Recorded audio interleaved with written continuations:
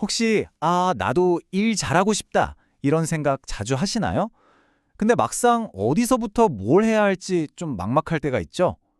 괜찮습니다. 오늘 평범한 직장인을 그야말로 에이스로 만들어줄 5가지 핵심 전략, 여러분만의 프로페셔널 플레이북을 지금부터 함께 만들어 볼 거예요. 아마 많은 분들이 이거 내 얘긴데? 하실 거예요. 프로젝트는 산으로 가는 것 같고 팀 분위기는 가라앉고 내 책상 위에는 일이 끝도 없이 쌓이죠. 하지만 걱정 마세요. 오늘 우리는 이 문제들을 하나하나 해결할 열쇠를 찾는 게 아니고요. 어떤 문제든 딱 열 수 있는 만능 도구함을 같이 한번 열어보려고 합니다. 준비되셨나요? 첫 번째, 프로젝트 퍼즐 풀기부터 시작해서요.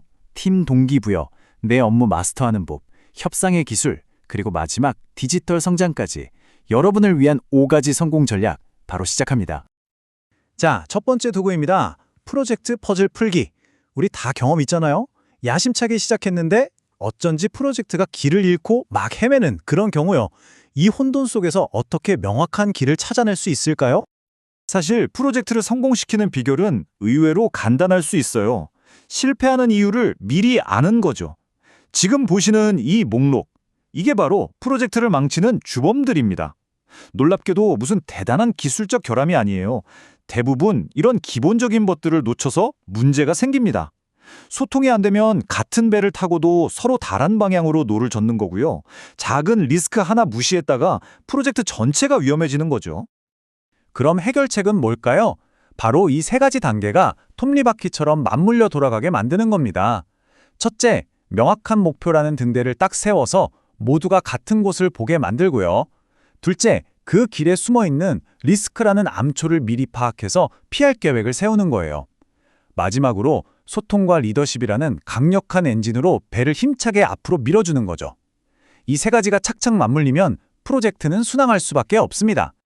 방금 제가 리스크 완화라는 말을 썼는데 이게 정말 중요한 개념이에요. 완화라는 건요, 비가 막 쏟아질 때 허둥지둥 우산을 펴는 게 아니에요. 일기예보를 미리 보고 비 올 것 같네 하면서 우산을 챙겨 나가는 것과 같죠.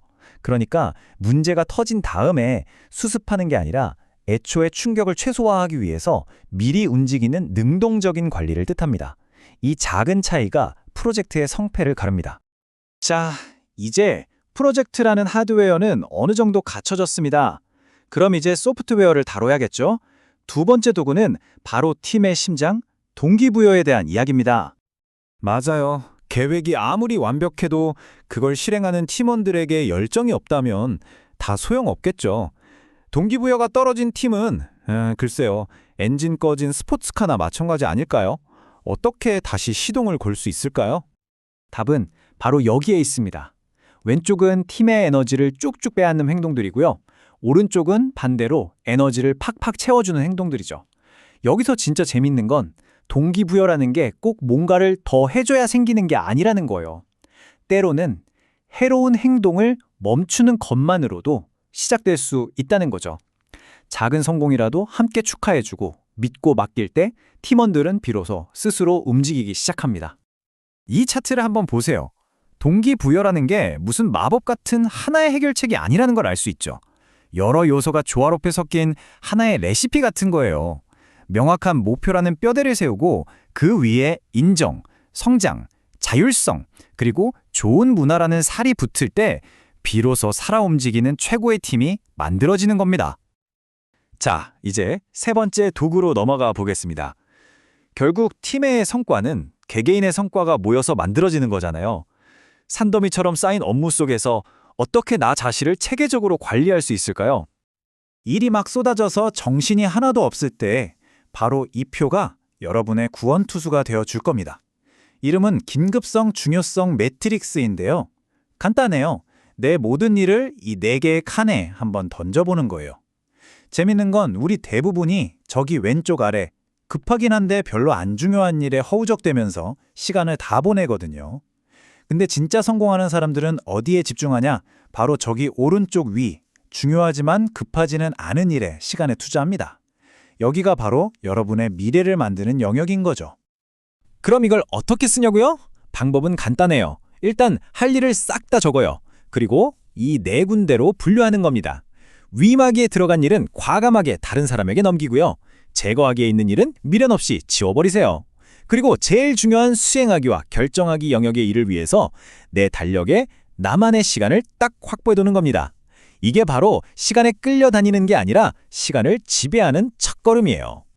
네 번째 툴킷은 바로 협상입니다.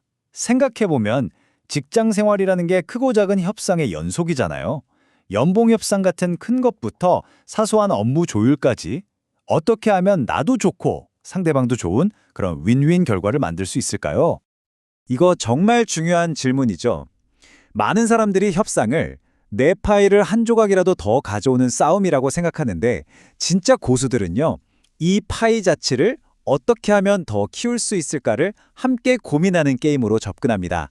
그게 어떻게 가능할까요? 이 네 단계 흐름만 기억하세요. 첫째, 준비. 아는 게 힘입니다. 상대가 진짜 원하는 게 뭔지 알면 협상의 지도가 보여요. 둘째, 경청. 내 말만 하기 전에 상대의 숨은 의도를 파악하는 게 핵심입니다. 셋째, 연결. 내 제안이 나한테 좋은 게 아니라 상대방한테 어떻게 좋은지를 연결시켜줘야 마음이 움직이죠. 그리고 마지막으로 이 모든 걸 바탕으로 우리 둘 다 이길 수 있는 최적의 지점을 찾아내는 겁니다. 바로 이겁니다. 협상의 진짜 목표는 이번 한 번 이기는 게 아니에요. 다음에 또 기분 좋게 나를 다시 찾게 만드는 좋은 관계를 얻는 거죠. 단기적인 이익보다 장기적인 신뢰가 훨씬 더 가치 있는 자산이니까요. 자, 드디어 마지막 툴킷입니다. 요즘은 회사뿐만 아니라 개인도 스스로를 브랜딩해야 하는 시대잖아요. 이 온라인 세상에서 당신의 영향력을 키우고 새로운 기회를 잡기 위한 디지털 성장 전략 한번 알아볼까요? 디지털 마케팅? 말만 들으면 되게 복잡해 보이지만 사실 이 세 가지 기둥만 잘 기억하면 됩니다. 소셜미디어는 사람들이 모여서 떠드는 광장이고요. 검색 엔진은 사람들이 궁금한 걸 물어보는 안내소예요. 그리고 콘텐츠와 이메일은 그 사람들과 깊은 대화를 나누는 우리 집 응접실 같은 거죠.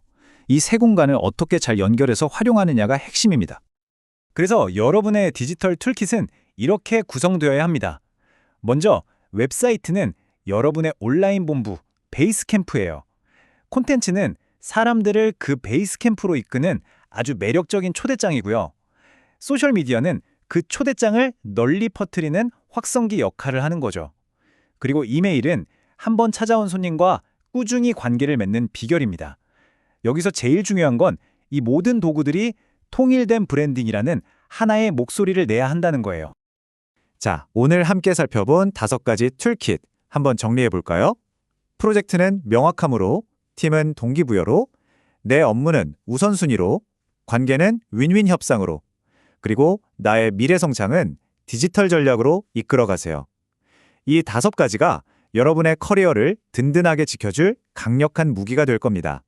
결국 우리가 인생에서 관리해야 할 가장 궁극적인 프로젝트는 바로 나 자신의 커리어 아닐까요? 오늘 얻은 이 5가지 도구 중에서 여러분은 내일 당장 어떤 것부터 꺼내서 사용해 보시겠어요? 여러분의 성공적인 다음 행보를 진심으로 응원하겠습니다. 감사합니다.